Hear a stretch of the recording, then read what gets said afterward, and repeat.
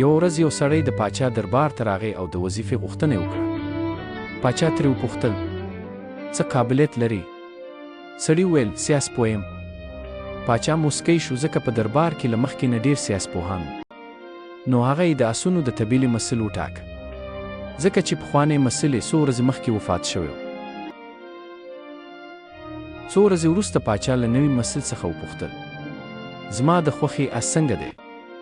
سړي ځواب ورکړ بادشاه سلامت دا اس اصیل نه دی. پاچا حیران شو د ځنګلونو مسل یې راوغوښت. هغه وویل دا اس اصیل دی خو د زیږېدو پر وخت مور مړه شوه او دا د غواګانو له شیدو لوی شوی دی.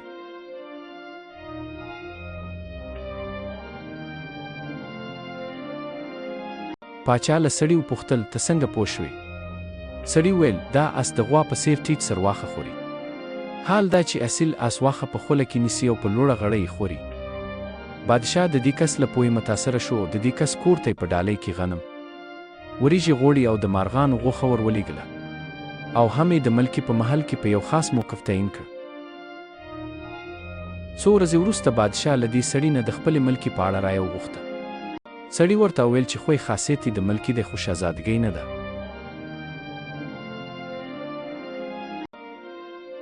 د بادشاه له پښو ځمکه وتښتېده چې کله یې حالت ښه شو نو خپله خواښې یې راوغوښته. خواښې چې راغله نو بادشاه ورته ټول جریان بیان کړ.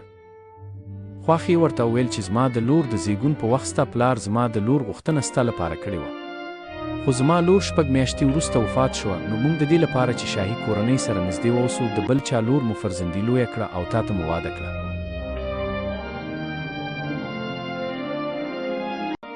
بادشاه د دې سړي په عقلانه ځوابونو خوشحاله شو او د دې سړي کور ته په غټه پیمانه خوراکي توکي او پسونه په انعام کې ور ولېږل او ورسره یې نوموړی کس په خپل دربار کې مشاور مقرر کړ.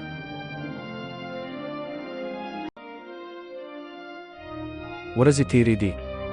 یو ورځ بادشاه دا سړی ځان ته وباله او د خپل ځان باره کې ترې پوښتنه وکړه. سړي ورته وویل بادشاه سلامت که زما د سر سلامتۍ واده راسره کوي نو درته وایم. بادشاه ورسره واده وکړه چې نه دې وژنم. سړي ورته وویل نه خو ته بادشاه او نه دې خوی خصلت د بادشاهانو دی. بادشاه ته ډېره غوسه ورغله، خو څنګه یې چې واده کړې وه نو بخښنه یې ورته وکړه. بادشاه سیده د خپلې مور خواته ورغی او د خپل ځان په اړه یې پوښتنه وکړه. مور یې ورته ویل چې زویه موږ اولاد نه درلود، نو ته مو له یو شپون څخه رانیولی وي او لوی مو کړی.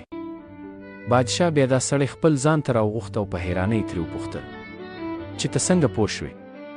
سړي ورته ویل بادشاهان چې کله انعامونه ورکوي نو سره زر ملغلرې او جواهرات ورکوي او ته ګډې پسونه او خوراکي توکي په انعام کې ورکوي. دا د پاچا زادګانو خاصیت نشي کېدی، بلکې یوازې د شپنو او د هغوی د زامنو کېدی شي. نو رښتیا هم عادتونه نسلونه ښایي. ملګرو، خپل اخلاق، خویونه او عادتونه مو ښه کړئ چې له همدې نه ستاسې اصلیت څرګندېږي. موږ باید یو چا ته احترام او درناوی د اخلاقو له مخې وکړو، نه د کوم هدف او مقصد لپاره.